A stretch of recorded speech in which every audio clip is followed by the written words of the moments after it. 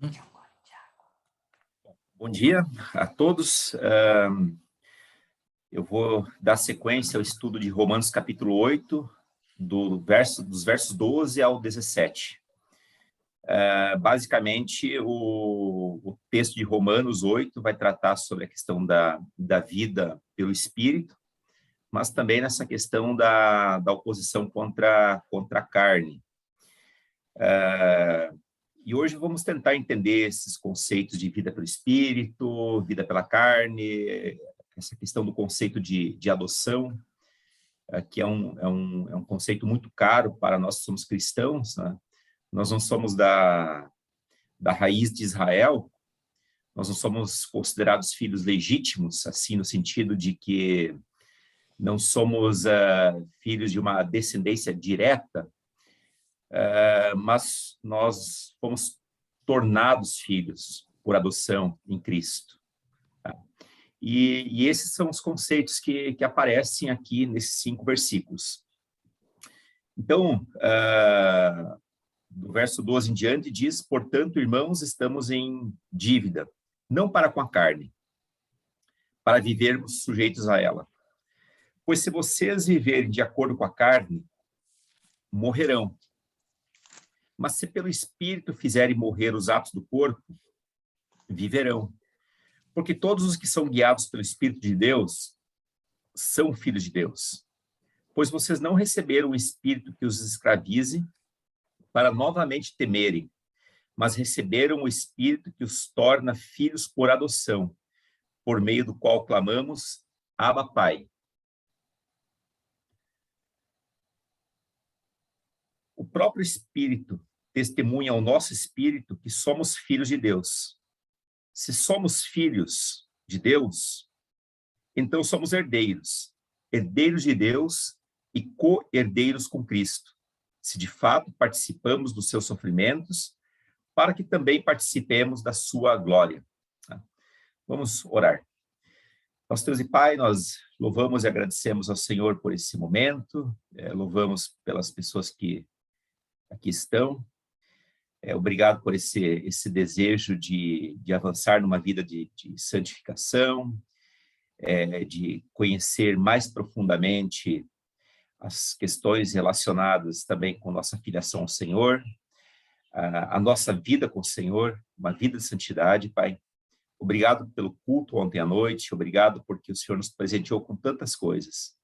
E também obrigado por esse tempo de chuva, pela maneira equilibrada até das estações que ainda a gente consegue viver no nosso país, por tantos frutos que nós temos tido aqui, apesar dos problemas, mas o Senhor nunca nos deixou faltar aquilo que de fato é básico, é necessário. Que o Senhor também possa vir estar iluminando as nossas mentes e os nossos corações. Assim eu peço e agradeço em nome de Jesus. Amém. Muito bem, gente. Interessante que lá no verso... do verso 5 em diante, de Romanos 8, o apóstolo Paulo, ele dizia assim, quem vive segundo a carne tem a mente voltada para o que a carne deseja, mas quem vive de acordo com o Espírito tem a mente voltada para o que o Espírito deseja.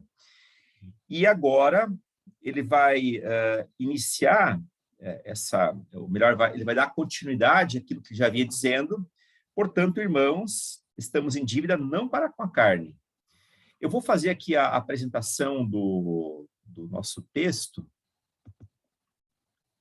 Você deve estar acompanhando aqui já.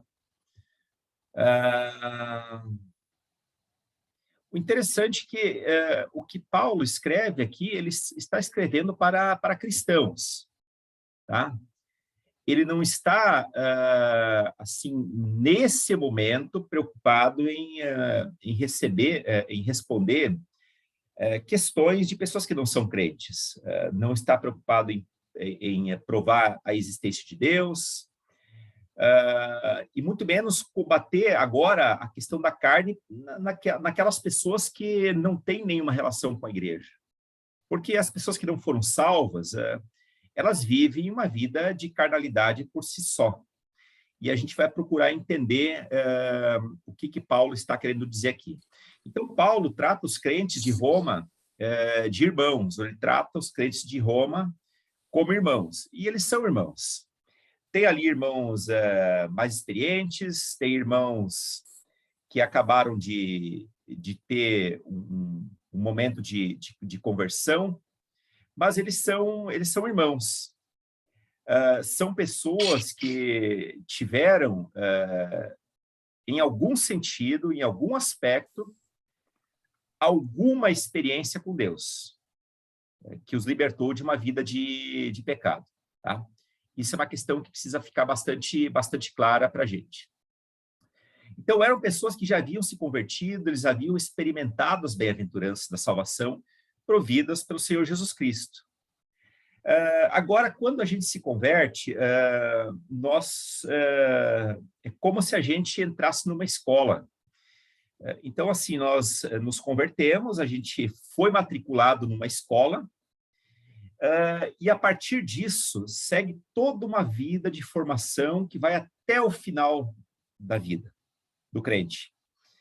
Haverá um tempo em que seremos diplomados. Haverá um tempo em que haverá um grande banquete de formatura, certo? Mas, enquanto isso, nós estamos nessa escola de Deus. Estamos tentando viver uma vida que agrade ao nosso mestre, ao nosso professor, ao nosso Senhor. Tá? E essa vida que a gente experimenta agora no Espírito Santo é uma vida em que nós aprendemos a dizer não para certos caprichos, os certos contentamentos que nos distanciavam do Pai. É aquela vida em que alguns matam a aula de matemática para, talvez, fazer coisas erradas fora da escola. Se é mais ou menos isso. Bom, como salvos, temos uma dívida. E é uma dívida muito cara, não do pecado, pois esse pecado ele já foi pago. Também nós não temos uma dívida com a carne, de modo que nós não temos que viver sujeitos ou subjugados à carne, de modo a contentá-lo. Logo, nós não precisamos nos sujeitar a ela. Nós não somos arrastados contra a nossa vontade aos desejos da carne. E aqui, sujeitar-se à carne significa viver como escravo. E o escravo, ele é arrastado, ele é obrigado a fazer. E nós não somos obrigados a fazer. Então, sujeitar-se à carne significa viver como escravo, atendendo a todas as determinações, mesmo as determinações mais desleais. O Hernandes Dias Lopes, ele diz que a carne é o conjunto de desejos, motivos, afetos, propensões, princípios e propósitos pecaminosos. Então, quando a gente fala numa vida carnal, significa que nós estamos vivendo por meio de princípios e propósitos que não agradam a Deus, que podem agradar a cada um de nós de uma maneira temporária, mas que no final das contas acabam nos laçando, nos escravizando. Então, nesse caso, a palavra carne deve ser entendida como desejos que são realizados pelas ações do corpo, pelas ações do corpo. O corpo, o nosso corpo, o corpo humano é o local onde a carne e o espírito travam batalhas. E eu diria assim, batalhas muitas vezes extremamente ferozes. Se você já assistiu filmes épicos, religiosos, vocês vão ver que tinha lá os monges que eles se chicoteavam justamente para aplacar todos esses desejos da carne. Os pais do deserto, aqueles homens que viveram há pelo menos 1.700, 1.800 anos, logo após em que o cristianismo ele se tornou uma religião oficial do Império Romano, É lógico que quando a coisa se torna mais oficial, tudo fica mais fácil. E quando fica mais fácil, as pessoas já não se preocupam tanto. Então, elas não precisam mais se esconder, elas não precisam mais fugir, elas não precisam mais orar insistentemente pela guarda da sua vida, também em relação aos sofrimentos. Então, o mundanismo ele acaba, às vezes, entrando de uma maneira muito mais efetiva na igreja. E esses pais do deserto, esses primeiros homens que foram para os desertos, foi justamente para fugir desse mundanismo que estava, digamos assim, entrando na igreja lá no período mais ou menos dos anos 300 em diante. Depois ali que Constantino, o imperador romano, acabou oficializando o cristianismo como uma religião do império. Só que mesmo no deserto, pessoas, né, quando elas fechavam os olhos, né, tem um deles que, se não me engano, é Santo Antão, ou algum deles lá, ele disse que quando ele fechava os olhos, ele via uma mulher nua na frente dele. O que ele estava querendo dizer? É que, ainda que ele saísse do mundo, mas o mundo, com todos os seus afetos, estavam no corpo dele, estavam na vida, na mente, nas lembranças. E a esse tipo de mundo que ele precisava realmente se libertar, se tratar. Então, nesse caso, a palavra carne deve ser entendida como desejos que são realizados pelas ações do corpo. E o corpo é o local onde as grandes batalhas acabam se travando. Viver de acordo com a carne significa dar vitória para ela. E, consequentemente, nessa guerra, o espírito acaba perdendo. Não, aqui nós não estamos pensando no Espírito Santo, ele é um espírito com M minúsculo, tá? É o nosso espírito, é a nossa alma que acaba se rendendo às questões, aos desejos da carne, e nisso, quando nós damos vazão aos desejos, é claro que a carne acaba sendo mais forte. Então, o espírito somente perde quando estamos em uma relação de escravidão com a carne. O resultado que o apóstolo Paulo traz é o mesmo que Deus já previu para Adão. Estão lembrados que quando Deus ele criou todas as coisas, deu de tudo aquilo que havia no paraíso para o bem e para o sustento de Adão e Eva. Mas havia proibido a questão de não comerem do fruto da árvore do conhecimento do bem e do mal, porque no dia em que eles fossem dela comer, certamente morreriam. Eles deram vazão para um desejo da carne. Eles quiseram ser como Deus, no sentido de que eles queriam experimentar o que era ser Deus dentro dessa perspectiva da serpente, quando ela disse, olha, vocês serão como deuses, conhecedoras do bem e do mal. Interessante que foi uma meia-verdade ali, porque, de fato, eles acabaram aprendendo na sua própria pele o que é o bem e o mal e acabaram experimentando a morte em todos os seus aspectos, morte física, morte moral, morte social e por aí vai. Agora, por outro lado, quem não deseja ser morto pela prática dos desejos da carne, deve matá-la. O que é isso? Fazer morrer os atos do corpo significa romper incondicionalmente as relações com essas ações. Quer dizer, os meus propósitos, os meus princípios e afetos, eles vão ser agora direcionados para Deus, não mais para a carne. Quer dizer, aquilo que João Batista falava lá para os fariseus, para os religiosos da sua época, quando eles perguntaram, bom, o que nós devemos fazer para ser salvo? Olha, quem roubava não roube mais, não cobre mais além daquilo que é devido em questões de impostos, né? Quer dizer, não sobrecarrega as pessoas com subornos e outras tentativas de tirar o dinheiro delas, né? Quer dizer, procurar a partir de agora viver um novo tipo de ética, um novo tipo de moral, uma moral que não tem uma relação com essa moral desse sistema secular, esse sistema do mundo. Interessante que Jesus ele se pronunciou em termos drásticos, no sentido de amputar os membros que nos seduzem. E ele fala, olha, se o teu olho te faz pecar, arranque. Obviamente que Jesus ele quis chamar a atenção para a gravidade do pecado que é cometido por meio das ações feitas em nosso ou com o nosso corpo. Quer dizer, de fato, a intenção não era que nós arrancássemos um membro do corpo, ainda que nós temos um dos pais apostólicos, isso talvez acabou se tornando moda em algum momento na igreja primitiva, de que alguns se castravam, se mutilavam, levando esse versículo de Jesus, essa palavra de Jesus ao pé da letra. Sem entender ali que o que Jesus estava expressando era uma questão de gravidade com relação ao pecado. Era isso que Jesus estava querendo dizer. Tá?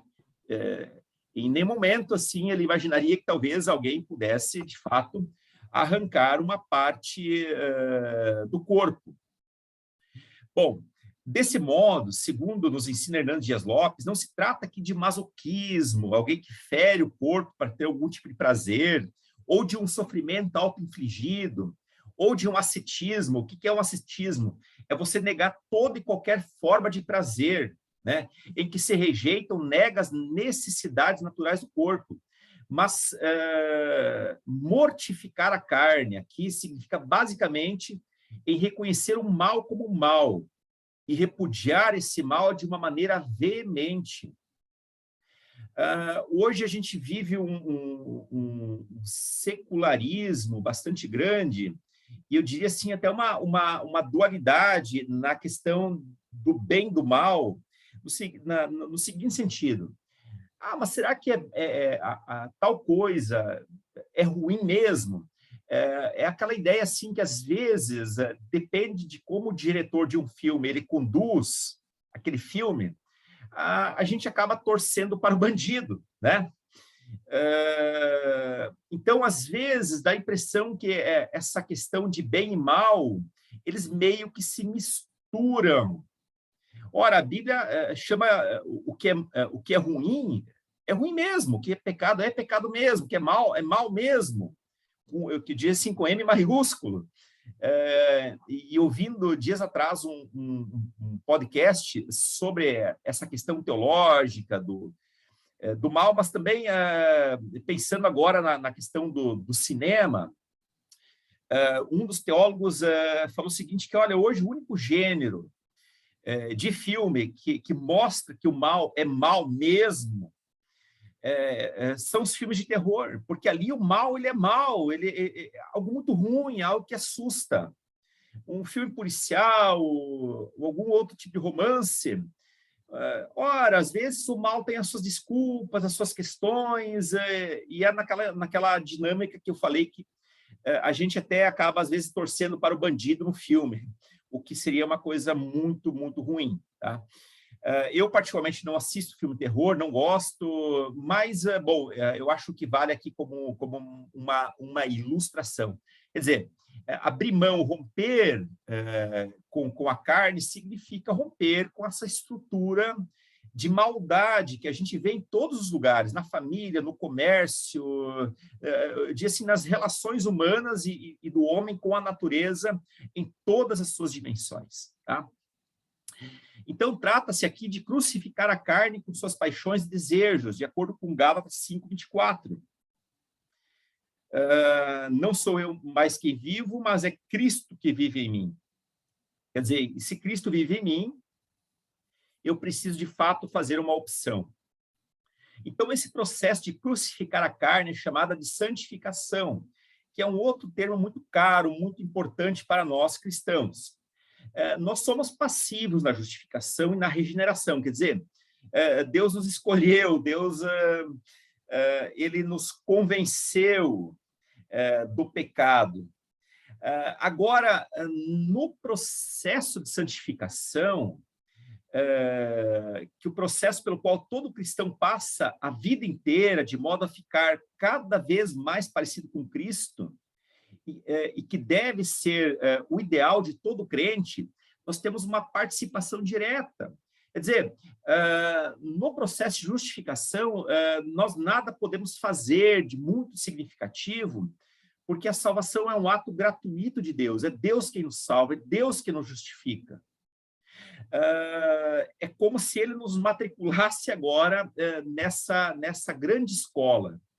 Mas no processo de santificação, que é justamente esse processo de uma melhoria contínua que toca as questões morais mais importantes, ou talvez não tão importantes, mas também significativas, esse é um processo que eu passo todos os dias ao longo de toda uma vida. E, logicamente, que é o Espírito Santo quem capacita para que o crente possa viver uma vida de santidade, mortificando os desejos pecaminosos da sua carne. Quer dizer, aquela pessoa que mentia de uma maneira contumaz, de uma maneira compulsiva, até no sentido de prejudicar pessoas, no momento da conversão, bom, ela foi perdoada dos seus pecados. Só que a partir do momento em que ela se converte, ela precisa permitir, e agora vem a vontade dela, é uma ação dela, de permitir que o Espírito Santo atue no sentido de deixar de ser mentirosa. Agora, isso é uma ação miraculosa? Eu diria que não. É uma ação que envolve esforço. Nós vamos aprendendo a não ser mentirosos ao longo da vida. Nós já nascemos com a semente do pecado no nosso coração. Assistindo essa semana uma aula sobre comunicação não violenta na Casa do Saber, uma das psicólogas falou o seguinte: olha, ninguém aprende a ser violento ou mesmo a mentir. Isso é algo que é inerente ao ser humano, já vem com a pessoa. Agora, o que nós precisamos aprender ao longo da vida é viver uma vida que agrada a Deus. Aí, essa questão do processo de santificação não tem um milagre necessariamente, ainda que haja uma intervenção do Espírito Santo, porque vai da nossa disposição, da nossa vontade em nos tornarmos pessoas melhores. Será que a gente consegue ser melhor do que ontem? Será que eu consigo ser melhor nas minhas relações? Será que eu consigo ser um melhor trabalhador, um melhor aluno, um melhor cristão, um crente mais engajado nas coisas? Será que eu consigo ser um político verdadeiramente honesto e comprometido com a palavra antes do que com os esquemas meramente humanos, né? Quer dizer, se eu for uma pessoa que leva a santificação a sério, eu vou conseguir, de fato, fazer isso, porque eu não estou sozinho na empreitada da santificação. É o Espírito Santo, agora, que me ajuda, que me conduz a esse processo, mas eu preciso querer. Logicamente que é o Espírito Santo quem capacita para que o crente possa viver uma vida de santidade, mortificando os desejos pecaminosos da sua carne. Então, se nós não somos devedores do pecado, porque de fato nós não devemos nada ao pecado, nós fomos resgatados por alto preço, somos devedores do Espírito Santo, porque é o Espírito Santo, é ele quem habita em nós e nos capacita a viver em novidade de vida. Ele é a fonte do poder que nos conduz à santidade. Sem o Espírito Santo, nós, de fato, não conseguimos. Não significa que uma pessoa que não é cristã não tenha uma vida moral. É claro que sim. Todas as pessoas elas podem aprender ao longo da vida. Eu conheço pessoas que não são cristãs, que têm uma moral extremamente elevada. Mas, quando essa pessoa é aperfeiçoada pelo Espírito Santo, no momento em que ela recebe Jesus, a sua moral, a sua vida, ela se eleva ainda mais. Agora, Paulo, então, continua dizendo, porque todos os que são guiados pelo Espírito de Deus são filhos de Deus. Ele não está dizendo que todos são guiados indistintamente, como se o mundo inteiro fosse guiado, porque sabemos que não são todos os filhos de Deus. São, do ponto de vista da criação, criaturas, filhos nesse sentido, mas filhos, no sentido dessa herança eterna, são somente aquelas pessoas que foram regeneradas por meio de Cristo, a partir do seu sangue derramado. Então, quem é guiado pelo Espírito Santo ou pelo Espírito de Deus é filho de Deus. Essa pessoa é filha de Deus. Então, na luta contra a carne, nós não estamos sozinhos, nós não precisamos ficar desesperados, como se andássemos à deriva, como alguém que está perdido no deserto. Amados, nós não estamos perdidos no deserto. Ainda que estivéssemos sozinhos, plenamente sozinhos, ainda assim nós não estaríamos perdidos, sós, porque ainda é o Espírito Santo quem está ao nosso lado, nos conduzindo, tratando as nossas feridas mais profundas, nos dando alento, soprando a voz de Deus no nosso coração, fazendo-nos entender a vontade de Deus.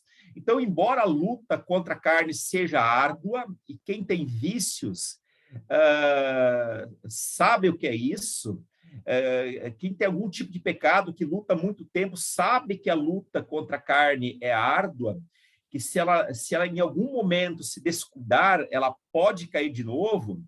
Então, embora a luta contra a carne seja árdua, lutamos sempre com a ajuda do Espírito Santo, porque nós somos guiados por ele. O Adolf Pohl, que é esse comentarista alemão que eu frequentemente cito, diz que o Espírito Santo guia do mesmo modo que um pastor conduz as suas ovelhas, ou do modo como Deus, por meio de Moisés, conduziu o seu povo pelo deserto, ou também como Jesus, que é diante dos seus discípulos, ou também como um pai conduz o seu filho. É assim que o Espírito Santo nos conduz. E quando fala que como um pai que conduz o seu filho, é aquele pai sábio, que tem uma criança de 2, 3 anos, que toma ela pela mão e a leva, protege. O Hernandes Dias Lopes diz que o Espírito Santo não mostra o caminho que devemos seguir, como faria um vendedor de mapas, mas ele nos toma pela mão e nos guia até o destino. Agora nós podemos entender o que o salmista quis dizer no Salmo 23. Ainda que eu ande pelo vale da sombra da morte, tu estás comigo. Onde é que Deus está com o salmista? No vale da sombra da morte, num vale de sofrimento em que a morte está ao seu redor querendo tomar a sua vida. Quer dizer, esse Senhor está ali junto com essa pessoa, com essa pequena ovelha frágil, conduzindo até o destino. Não significa que o Espírito Santo nos intimida ao ponto de nos tirar a liberdade. Ele não é um senhor no sentido de senhor de escravos que chicoteia, mas ele é um senhor bom, um senhor que nos toma pela mão e nos conduz. Jamais ele nos conduz à força. O que ele faz é nos iluminar e nos persuadir com doçura e poder. É assim que o Espírito Santo age com a gente. Agora, nós vamos experimentar sofrimentos, irmãos, muito sofrimento, muito sofrimento. A vida, quer dizer assim, não existe uma relação mágica em que você, no momento em que recebe Jesus, você deixa de sofrer. De maneira nenhuma. Nós experimentamos dores, nós experimentamos assédios, nós experimentamos sofrimentos, doenças, perda de emprego, e não significa que somos amaldiçoados. Não significa que isso seja por conta de um pecado que nós cometemos, ainda que às vezes pode ser, ainda que muitas vezes, lógico, que todo sofrimento ele tem uma relação no limite com o pecado original, com o pecado de Adão e Eva, tá? Mas o sofrimento, a partir de Adão e Eva, ele faz parte da nossa vida. Agora, a proposta de Deus para nós que somos crentes é nos conduzir nesse vale sombrio de morte, é nos dar a mão e nos ajudar a atravessar esse grande deserto. Então, quem guia está em uma posição superior de Senhor aqui. E o Espírito Santo, ele é o Senhor. Ele é o Senhor. Já quem é guiado deve agir com docilidade, com paciência, com obediência de coração, como filhos de Deus, entendendo de que ele não está sendo guiado para o abismo, ele não está sendo guiado para longe das correntes de água, mas muito pelo contrário, ele está sendo guiado para um local onde sua fome e sede de justiça serão saciados. Então, um crente que procura satisfazer os desejos da carne age como alguém que se desvia deliberadamente do caminho. E quando ele se distancia do seu guia e deixa de ouvir a sua voz, então, uma ovelha assim que toma tal atitude, deixa de ter os benefícios de ser guiada. Portanto, ela passa fome, ela é presa à face dos lobos, e o seu destino, como já mencionado, vai ser a morte. Então, a santificação é sempre um convívio diário, um convite diário de renovação, em que nós desejamos, em que nós dizemos, sim, eu quero andar por esse caminho, tendo o Espírito Santo como meu guia. E isso é uma coisa que eu preciso estabelecer na minha vida. Do contrário, eu acabo me desviando do caminho, e então sendo essa presa fácil para os lobos. Aí o verso 15, o apóstolo Paulo diz que pois vocês não receberam um espírito que os escravize para novamente temerem, mas receberam um espírito que os torna filhos por adoção, por meio do qual clamamos, Abba, Pai. Somente quem é escravo teme a violência cometida pelo seu senhor, e Deus não é um Deus violento. Esse tipo de violência, o crente não precisa temer. Nós não precisamos temer o chicotear de Deus, ainda que Hebreus fale que Deus disciplina quem ama. Muitas vezes Deus vai permitir provações na minha vida, porque Ele me ama e Ele deseja que eu volte para uma vida de santidade, que eu seja treinado nesse mundo de sofrimento, de modo a me tornar uma pessoa melhor, mais empática, mais amorosa, que também cuide dos outros, que seja capaz de compreender os outros.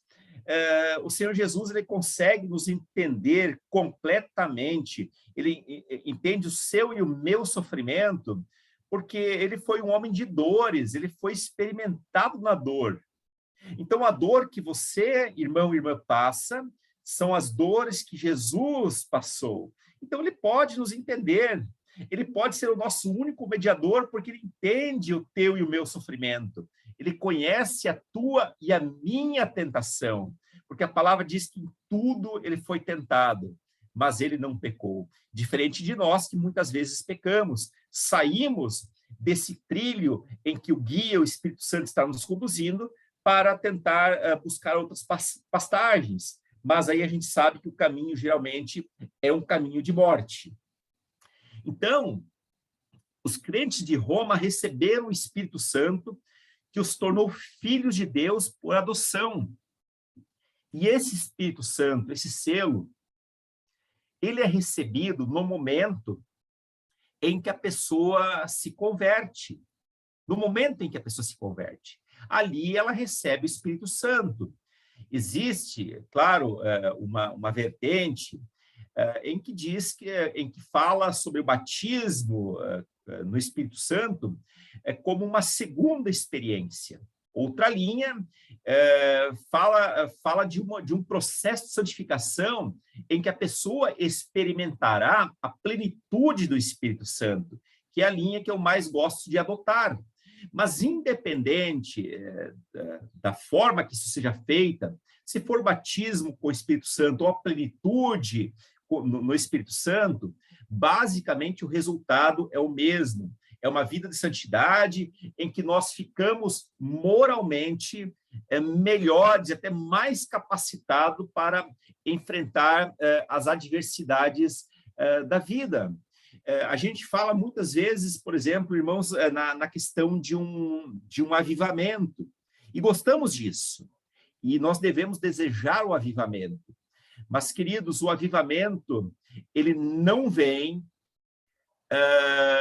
sem um processo de santificação na vida da pessoa. Ele não vem. ainda que possa haver um derramar de espírito, no sentido de que pessoas possam ali ter manifestações espirituais, como profetizar, falar em línguas, o verdadeiro avivamento, ele acontece quando ocorre uma mudança radical na vida da igreja, no sentido da igreja ser, eu diria assim, mais acolhedora, moralmente correta, de acordo com aquilo que Deus espera de nós. E isso vai ser notado na sociedade inteira. Ora, tal comerciante fazia tal coisa, cobrava mais, ou um mecânico, ou um eletricista faziam tais coisas. Hoje eles são justos naquilo que eles cobram.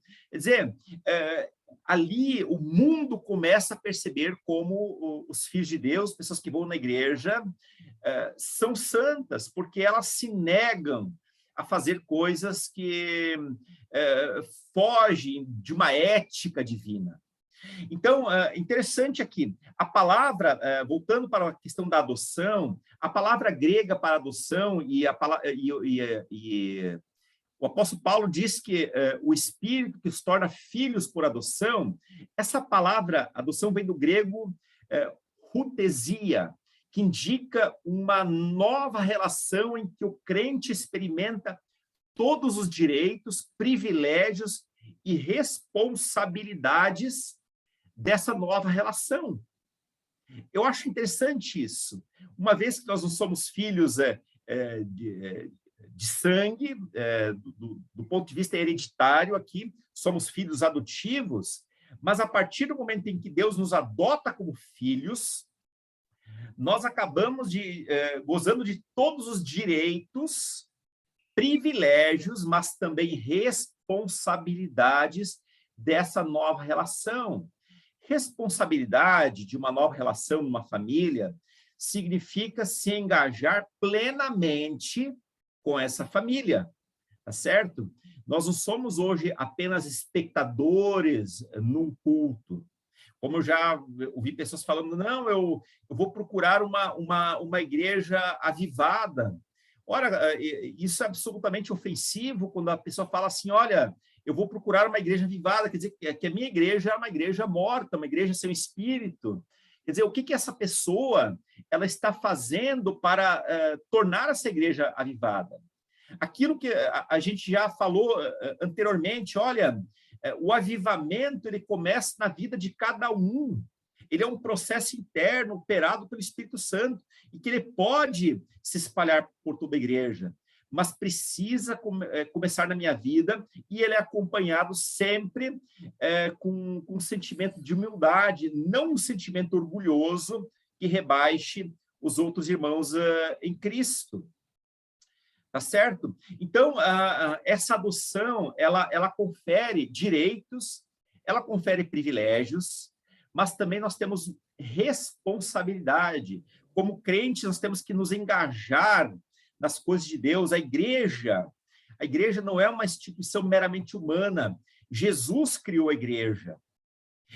A igreja é o corpo de Cristo. E na igreja eu tenho um papel muito importante a desempenhar. Eu preciso me engajar, tornar essa igreja cada vez melhor.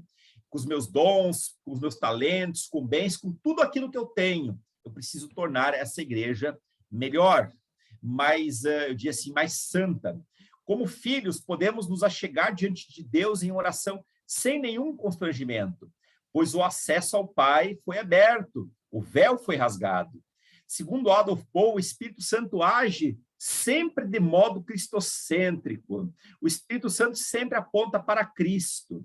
Significa que ele anuncia Cristo, ele convence do seu juízo, da sua justiça. Ele dá testemunho de Cristo e o glorifica como filho. Quer dizer, toda a missão do Espírito Santo é apontar para Cristo, para a redenção. E como filhos, podemos clamar, Abba, Pai. Essa linda palavra. E por clamar, entende-se alguém que chama por Deus com intensidade, como se usasse suas últimas forças para isso. E essa intensidade não tem a ver necessariamente com gritos, mas tem a ver com algo que vem lá do coração, do nosso interior, que expressa todo o sentimento em relação a Deus, como se fosse a última coisa na vida que a pessoa desejasse. Então, Abba é a palavra aramaica usada pelos judeus como um termo familiar, com o qual os filhos se dirigem ao seu pai. Como se os filhos, digamos assim, a expressão usada de um filho para com seu pai. Em seu estado natural, o homem não tem forças para chamar Deus de pai. Ele não tem isso. Quanto mais Abba, pai. Sem a intervenção do próprio Deus, que o torna a pessoa filha de Deus, ele de fato não consegue isso. Significa que não são todos os que são filhos de Deus. Não são todos. Não é o mundo inteiro, mas apenas as pessoas que foram redimidas. E aqui Martinho Lutero, que é citado por Hernando Dias Lopes, ele afirmou algo impressionante e vem até nós como se fosse uma oração. E Lutero diz o seguinte: olha, Abba, pai, é uma palavra tão pequenina e, no entanto, abrange todas as coisas. A boca não fala assim, mas o afeto do coração fala desse modo. Ainda que eu seja oprimido pela angústia e terror de todo lado, e pareça estar abandonado, e ter sido totalmente expulso da sua presença, contudo, sou teu filho, e tu és meu pai, por amor de Cristo. Por amor de Cristo sou amado, por causa do amado. Por conseguinte, essa pequena palavra, pai, concebida efetivamente no coração, sobrepuja toda a eloquência de Demóstenes, de Cícero e dos mais eloquentes retóricos, filósofos que já houve no mundo. Esta matéria não se expressa com palavras, Abba, mas com gemidos. Gemidos que não podem ser proferidos com palavras ou com oratória, pois nenhuma língua os pode expressar. E aí caminhamos para o verso 16. O próprio Espírito testemunha ao nosso espírito que somos filhos de Deus. Quem é filho de Deus não precisa ter dúvida disso. Por quê? O próprio Espírito testemunha ao nosso espírito que somos filhos de Deus. Quando fomos lá levados para o cartório, para o nosso nome ser registrado, o Espírito Santo estava ali como testemunha. Ele viu, ele percebeu, ele constatou que nós fomos tornados filhos de Deus. No cartório celestial, o Espírito Santo estava ali observando todas as coisas, e ninguém pode pôr isso em dúvida. O Filho de Deus iniciou sua trajetória quando, ao receber Cristo como seu único e suficiente Salvador, recebeu a testificação, por meio do Espírito Santo, de que, de fato, ele é filho de Deus. O indício de autenticidade dessa filiação foi a invocação confiante do Pai ao clamar Abba, Pai. E aqui o interessante é que não somos nós que testificamos que somos filhos de Deus, mas o Espírito Santo testemunha ao nosso espírito esse fato, essa ação. Como diz Adolf Paul, o Espírito está diante do nosso espírito humano como uma testemunha. E a partir desse momento em que nós fomos recebidos como filhos por adoção, nós carregamos toda a prerrogativa de fazermos parte dessa nova família, com todos os direitos, privilégios, mas também com todos os deveres que foi a nós instituídos. O fato de sermos filhos de Deus nos traz um tipo de responsabilidade que é próprio de quem é filho, permitir ser conduzido pelo Espírito. Esse é o grande privilégio, mas também a grande responsabilidade, ser conduzido pelo Espírito Santo. E aí, para finalizar, o verso 17, se somos filhos, então somos herdeiros, herdeiros de Deus e co-herdeiros com Cristo, se de fato participamos dos seus sofrimentos, para que também participemos da sua glória. Uma vez que somos filhos, temos o direito, como herdeiros de Deus e cordeiros com Cristo. Nós temos direitos, logicamente, que também temos muitas e muitas responsabilidades. Nós fomos adotados, e essa adoção muda nosso status legal diante de Deus. De condenados, passamos para filhos, que têm o direito a uma herança. O que identifica um filho, herdeiro de Deus, é a participação desse filho nos sofrimentos de Cristo. Ora, amados, agora nós participamos do sofrimento de Cristo, um dia participaremos da mesa celestial. Já fazemos isso neste mundo, na igreja, pensando aqui na igreja enquanto corpo de Cristo, que está neste mundo, por meio da ceia. Mas um dia participaremos dessa ceia do Senhor, quando finalmente houver aqui a consumação dos tempos. Adolf Paul diz que os sofrimentos são como uma espécie de recibo que comprova aos cristãos de que estão em Cristo. É como se fosse um recibo. Então, nós participamos do sofrimento de Cristo, nós estamos, inclusive, aptos, se for, a morrer por Cristo. Porque ele mesmo diz que se alguém quiser ser o meu discípulo, negue-se a si mesmo, tome cada dia a sua cruz, os seus sofrimentos, até aquela questão de ser apto para morrer em nome de Cristo, e então segui-lo. Somos filhos de Deus, herdamos o nome, herdamos todas as coisas com Deus. Isso não nos faz pequenos príncipes mimados que ficam exigindo alguma coisa de Deus. Afinal, eu sou filho do rei, então sou um pequeno príncipe. De jeito nenhum. Nós somos, sim, filhos de Deus, mas nós temos uma grande responsabilidade. E eu diria assim, como filhos, nós também podemos aceitar o sofrimento que nos é imposto, muitas vezes. Às vezes, o sofrimento, sim, ele vai ser imposto. Não é uma maldição, nem sempre uma maldição, né? Ou na maioria das vezes, não. Mas é uma maneira de sermos treinados para sermos melhores, para nos tornarmos pessoas melhores, mais acessíveis, mais queridas, eu diria assim, pessoas que eu diria que o Espírito Santo pode trabalhar com mais tranquilidade, usando aqui agora uma figura humana, tá bom? Eu gostaria agora de ouvir os seus comentários, alguma lição que você aprendeu, alguma coisa que chamou a sua atenção, tudo bem? Eu vou interromper aqui o compartilhamento.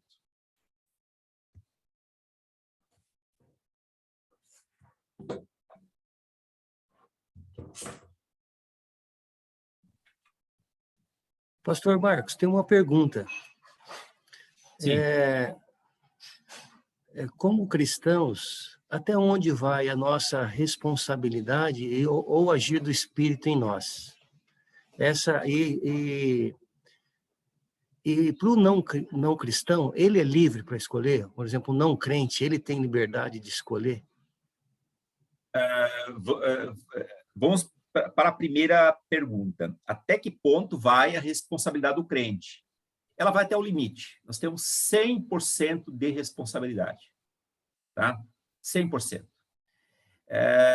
Porque senão, Márcio, a gente vai começar a cometer erros ou pecados na nossa vida, nós vamos começar a culpar os outros, né? E nós não temos que culpar os outros por nossos erros. Nem culpar os outros, nem culpar o sistema, nem culpar o governo, nem culpar a igreja. Nós somos plenamente responsáveis pelas nossas decisões. Somos nós. Tá? E é claro que quanto mais santificado eu estiver, quanto mais eu permitir ser guiado pelo Espírito Santo, mais força eu terei de viver uma vida correta. Isso é uma consequência legítima e natural. Agora, o não crente tem condições de escolher.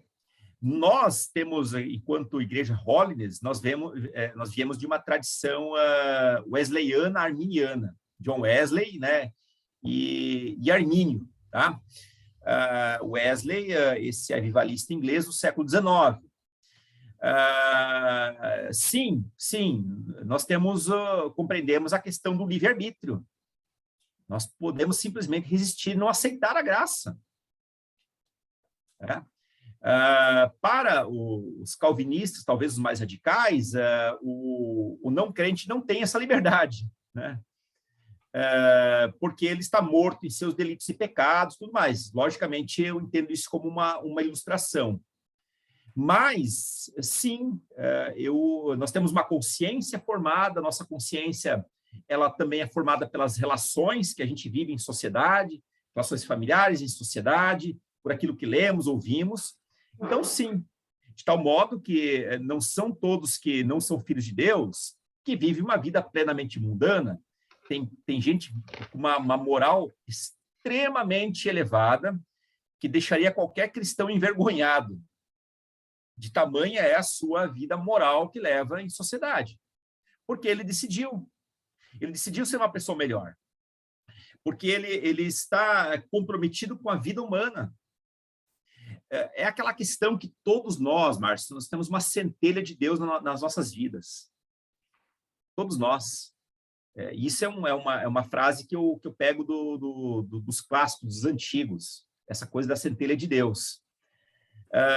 Então, sim, nós temos essa condição de dizer sim ou dizer não para Deus, tá?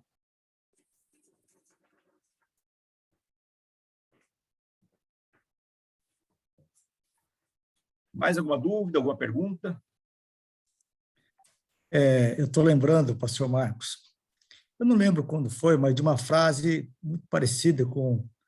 Está muito ligado com essa pergunta que o Márcio fez, assim, que o senhor disse o seguinte: o crente, ele não tem liberdade de não pecar. O crente, ele tem liberdade de não pecar. Era algo assim, não é isso? Foi a frase que eu falei no ano passado, se não me engano, em setembro, outubro. Sem Cristo, não posso não pecar. Isso. Com Cristo, eu posso não pecar. Isso. Legal, sim, né? É justamente porque sem Cristo, eu já estou pecando continuamente, porque eu não aceitei Cristo na minha vida. Né? E ainda assim, mesmo que uma pessoa que tenha uma moral extremamente elevada, ela vai pecar por ação, ela vai pecar em pensamento, ela vai pecar por omissão, ela continua sendo um pecador. E um pecador não redimido, não perdoado, ele é um pecador. Então, ele não pode não pecar, porque ele está em constante pecado, ainda que ele tenha uma vida moral plenamente boa. Agora, quem está em Cristo foi perdoado os seus pecados. Então, ele pode não pecar.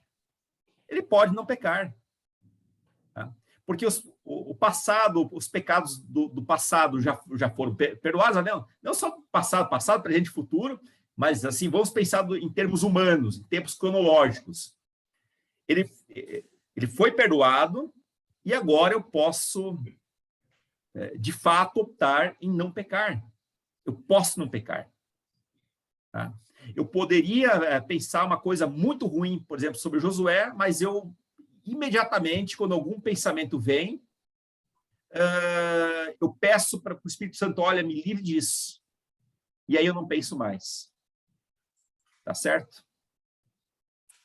Agora eu posso também ser conduzido para isso, né? E aí, pecar, né?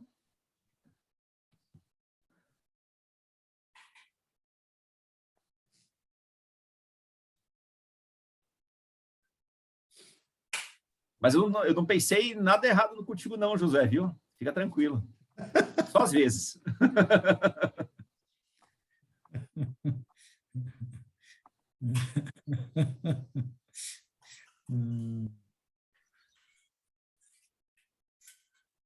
Mais alguém? Mais alguma dúvida? Ô, Kleber, você é a primeira vez que está aqui com a gente, tá? Você e sua esposa. Ficou compreensível isso? Sim. Bom dia, sim, ficou jóia. Conseguiu entender? Tá bom. Sim, bem... Foi uma benção, assim. A primeira vez que a gente participe foi bem jóia mesmo. Amém.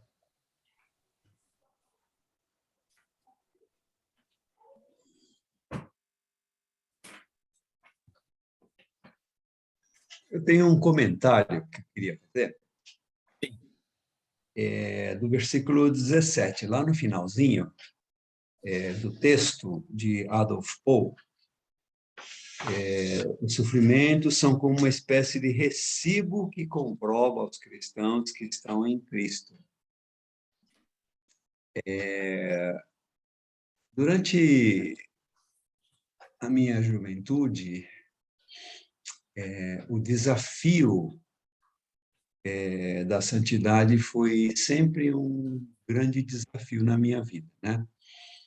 E a cada vez que eu pecava, me sentia muito mal, né? Eu me arrependia e aí eu ia perante Deus e falava: ó Deus, de novo eu pequei desse jeito, né? Isso trazia um sofrimento, assim, uma sensação de que você está sofrendo e quando é que você vai ficar livre disso, né? Mas sempre foi uma coisa muito, um dilema interno, muito pessoal, muito interno. Mas essa frase deu um novo olhar diferente, né? O sofrimento como uma espécie de recibo que comprova aos cristãos que estão em Cristo. Então, o fato de nós estarmos em Cristo e nós termos esse sofrimento por tentar não pecar, mas pecando, traz um dilema dentro de nós, né? Eu não devia pecar, mas eu peco, né? Esse dilema traz um sofrimento, né? Na nossa mente, né? Isso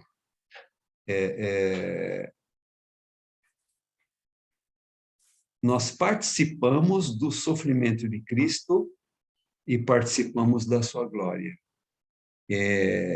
E ao longo da minha vida foi entendendo que esse dilema, assim como o apóstolo Paulo confessa que é muito difícil para ele também, aquilo que ele não quer fazer, ele faz. Mas, graças a Deus por Jesus, isso me conforta um pouco, mas nos momentos de louvor, quando a gente está louvando a Deus, todo o início, né, vem na minha mente: ô, cara, você pecou de novo, caramba, como é que você tem a cara dura de se apresentar perante Deus, né? E essa acusação é o nosso inimigo que traz, né? Mas aí eu peço perdão de novo e Deus ele alivia esse sofrimento.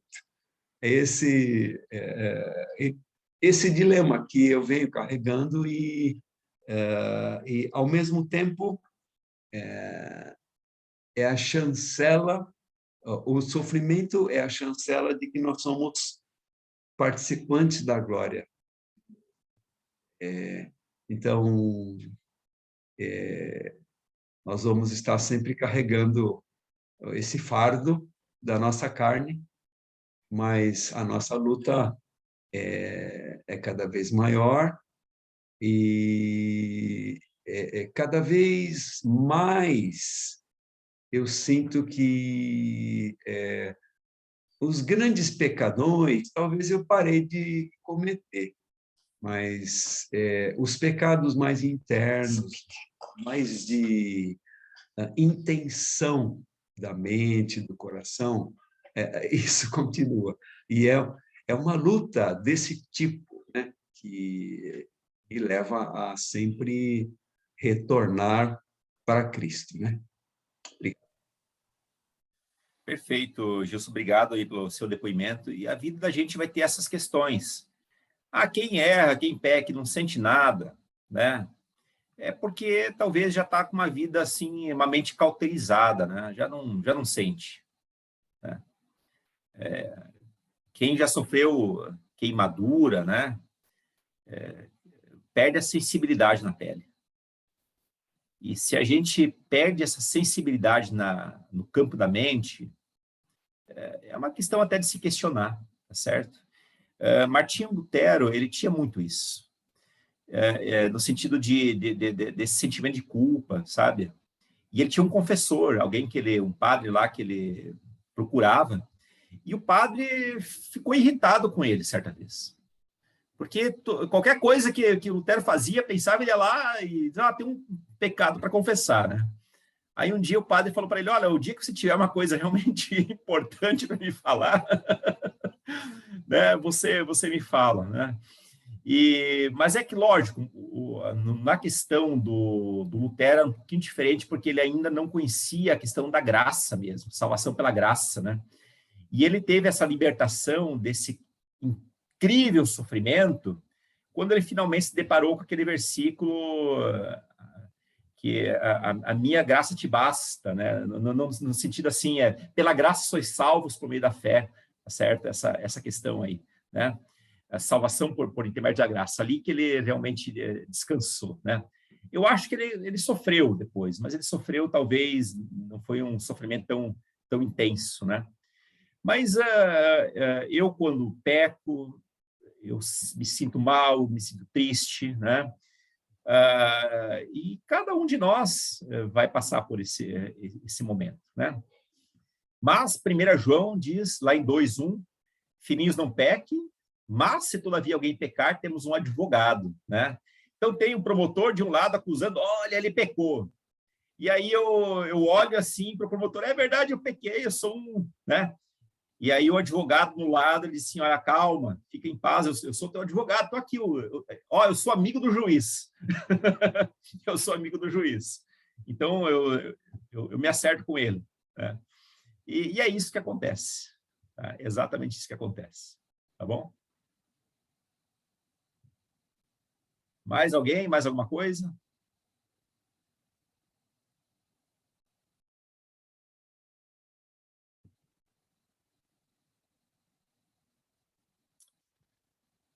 Bom, se não tiver nada, mais é sinal que vocês entenderam tudo. Então, posso fazer uma prova, né, aqui. Hoje foi o estudo de número 42. Tá? Não chegamos bem à metade ainda, mas é capaz de nós chegarmos ao estudo de número 100 em algum momento, tá certo? Mas está sendo, nós estamos indo, né? Aos poucos a gente vai indo nessa nossa grande maratona, tá bom? Gente, vamos orar para finalizar. Vou pedir para a Dina estar orando para finalizar. E antes da Dina orar, eu vou pedir para ela para dizer como é que está o Marcelo, se ele melhorou, qual que é o estado de saúde dele. Bom dia a todos. Obrigada, pastor, por perguntar. Marcelo está bem agora, ele está na fase final mesmo, né? Da questão do câncer, ele já está livre, se Deus assim permitir, né? Nós vamos retornar dia 2 de junho agora, na hematologista. É a última consulta para dar alta já, né? Então, do câncer, ele está curado, nós cremos nisso. O que aconteceu com o Marcelo foi que nós pegamos Covid no início do ano, né? E o Marcelo tinha asma, e o Marcelo ficou muito mal. Então, nós tivemos que interromper até as reuniões online, porque ele mal conseguia falar, porque a tosse era muito forte. daí doía a cabeça, doía o peito, doía as costas. E ele pegou 2 infecções pulmonares. Não era pneumonia, mas eram 2 infecções pulmonares, bem agressivas. E ele, como a imunidade dele caiu muito, por causa da Covid, por causa das quimioterapias, ele acabou pegando essas infecções pulmonares. E foi difícil de curar. Para dizer a verdade, semana passada ele estava um pouquinho melhor da tosse, mas daí ele pegou uma virose. Eu falei que eu vou ter que cuidar dele que nem cuida de bebê, né? Que não pode ficar saindo onde tem muita gente, quem está gripado não pode chegar perto dele. Então, ele tá assim, com a imunidade dele um pouco ainda baixa. Mas, de tudo, nós glorificamos a Deus, que ele o pior já passou, né?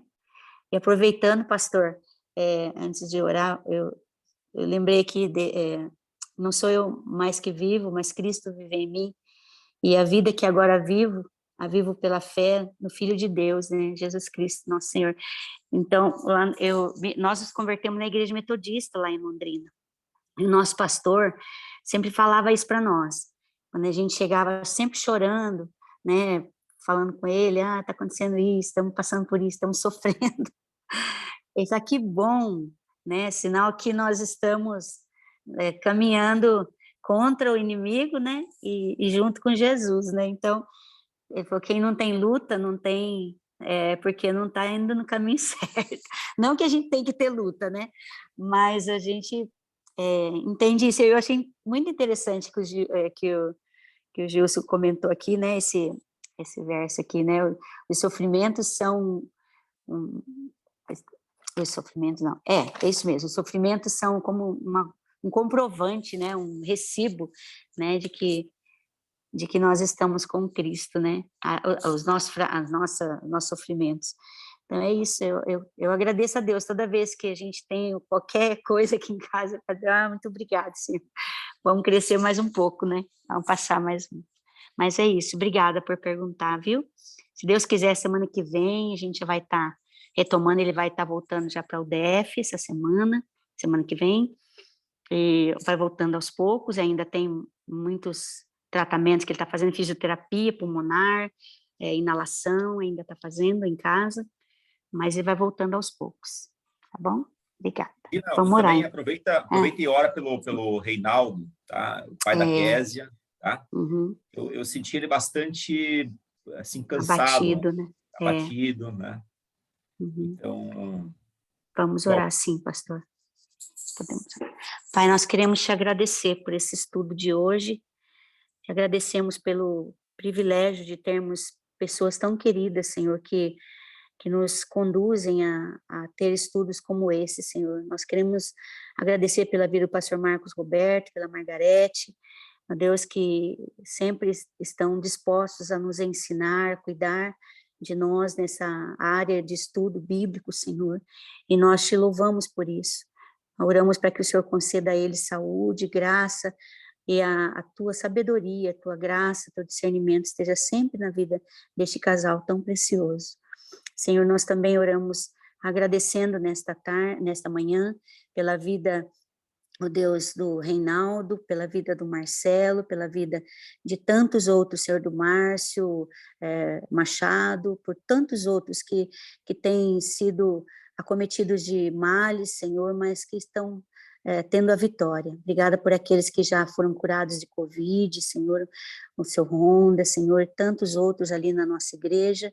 Nós te louvamos, Pai, porque o Senhor está fortalecendo o teu povo, em especial pela vida do Reinaldo. Nós oramos para que o Senhor restabeleça seu físico, sua saúde física, emocional, Senhor, espiritual, que ele possa ser restabelecido através do teu Santo Espírito, Senhor. Oramos também por essa tarde, pela reunião de liderança que vamos ter, por esse café que vamos ter à tarde. Deus, que o Senhor nos conceda graça, que o Senhor nos conceda a abundante graça do Senhor, para sabermos como fazer as coisas, como planejar as coisas, para que a nossa igreja seja uma igreja mais abençoada ainda, do que ela já é, Senhor. É uma igreja amorosa, uma igreja que acolhe, uma igreja que ama e que serve Nós oramos para que isso continue sendo multiplicado na vida daqueles que estão como liderança, liderando algum curso, ou liderando algum grupo nesta igreja. Assim nós oramos, agradecidos ao Senhor por essa semana e te louvamos em nome de Jesus. Amém. Amém. Amém, irmãos, irmãs, Deus abençoe. Para quem for a reunião hoje à tarde, então até daqui a pouco. E os demais, que Deus abençoe, que dê uma boa semana aí para cada um, tá bom? Deus abençoe, irmãos. Até mais. Deus abençoe. Bem-vindos aí. Bem-vinda, Dina. Obrigada. Bem-vindos os